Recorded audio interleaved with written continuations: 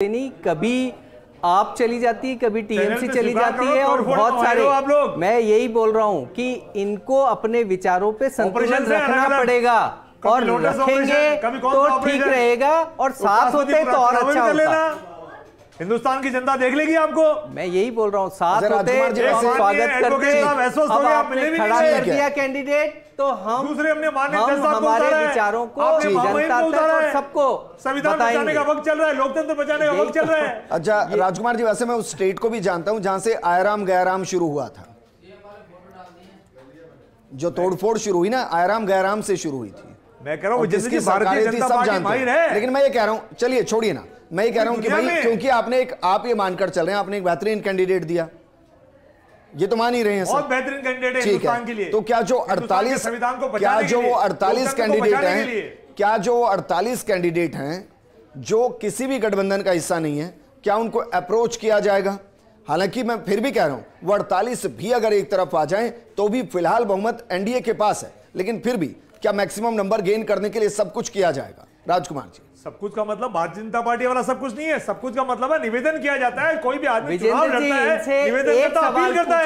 हम तो अपील करते हैं, आपके चैनल पे भी अपील कर रहे हैं। सुनिए, हिंदुस्तान के तमाम सांसदों से अपील करें, लोकतंत्र को बचाने के लिए, संविधान को बचाने के लिए उनके लिए कह रहे हैं हमारे उम्मीदवार को समर्थन दीजिए। तो उन्होंने जो निर्णय दिया था 2010 में और आपने कहा और वो राष्ट्रीय खजाने की लूट बताया था, उसके लिए ये बोल दे कि वो सही था, तो भी मैं मानने को तैयार हूं कि भाई ये ठीक है।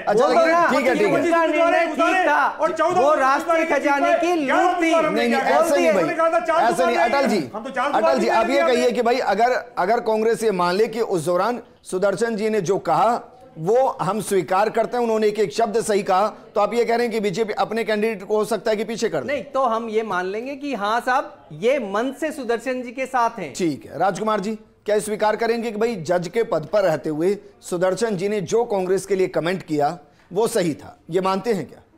हम तो इतना कह रहे हैं, अरे मानते हैं नहीं मानते? संविधान को बचाने की बात हम कर रहे हैं, लोकतंत्र को बचाने की हम बात कर रहे हैं। मानते नहीं मानते बताइए ना। संविधान बचे, देश बचेगा। ये नहीं बचेंगे अगर इन्होंने कुछ कह दिया तो। राजकुमार शर्मा जी बताइए ना, क्या उसको सही मानते हैं जो उनका कमेंट था उस पद पर रहते हुए, संवैधानिक पद पर, जब वो संविधान को बचा रहे हो? आप खुद की अच्छे कैंडिडेट जो वहां संविधान को बचा रहे थे और संविधान को बचाते हुए उन्होंने जो कमेंट किया था, क्या कांग्रेस उसको कहती है कि हाँ सही था? मैं कह रहा हूं देश में जो माहौल है उसको संविधान को बचाने की आवश्यकता नहीं की लूट कानून 2010 में बड़े ज्ञाता ठीक है भाई, ठीक है। हम किसी पॉलिटिकल कार्यकर्ता को लेके नहीं